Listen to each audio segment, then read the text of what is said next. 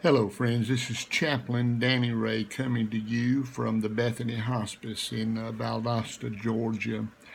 Today, I want to share with you an event that took place a number of years ago that really reached into my life.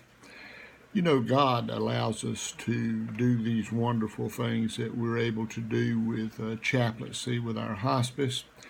And I just want to share this story with you. I titled the story Speaking Through a Smile. You know, there are times when Almighty God brings someone very special into your life, someone who makes a difference every time you see them. And this appears to be my story in every hospice patient that I have the opportunity to visit. This particular story is a wonderful story. This patient that I think of was born to a very special, caring family. Sometimes God allows special people to care for special needs children, and it would appear that this young child would lead a normal life, but then things just didn't work out that way. I got to meet this young man, and on admission, we hit it off right away. Though he could not say one word, I could walk into his room to visit with him, and I'd visit with him and his mother, and the first words out of my mouth was, "How is my buddy? How's my little friend?" I noticed he had a spoon in his hand, and his mother told me that was his security blanket. It brought back memories because I remembered as a child dragging an old yellow blanket around the house. This man loved holding on to the spoon, and I'd say again, "Are you still my friend? Are you still my little buddy?"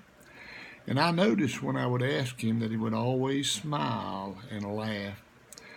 As time progressed, he would grow weaker and sicker, and I received a call from his mother, and she would ask me, "Chaplain, can you come over and see him? I just can't get him to smile right now. Can you come over and see if you can get him to smile?" Well, I'd always try to go when she called, and I don't ever think that I visited this home that he didn't smile and try to speak.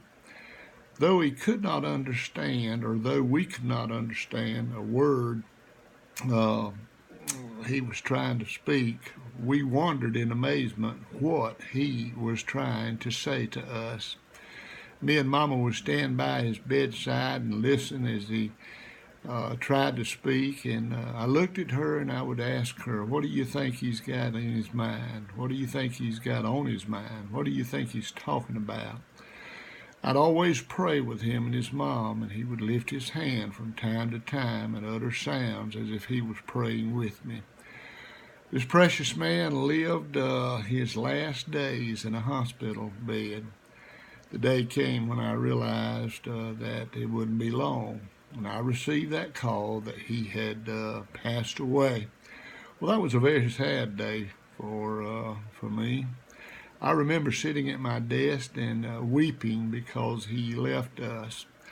The day I visited the funeral home before his service and looked at his frail body, I lost my composure a little bit then and wept. You may ask, what would cause you to weep over someone that's not even related to you? Well, when I looked into that coffin, my friend, I saw my little buddy. He was dressed in his favorite red shirt. In his hand was his spoon.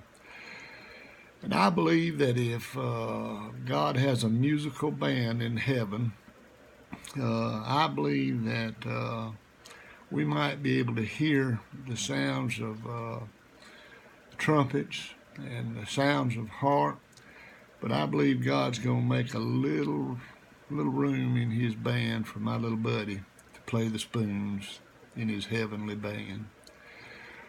I visited in this home many, many times, desiring to be a blessing to this mother. but every time I visited, I was the recipient of the blessing because my little buddy spoke with me. Yeah, that's right. My little buddy spoke with me with his own special smile and his own special laugh. God is so good to allow me to be able to have people like this to reach into my life quite regularly. God bless you. Just wanted to share just a little bit of some of the things that I deal with and get to see, and what a blessing that it brings into my life. Have a great day.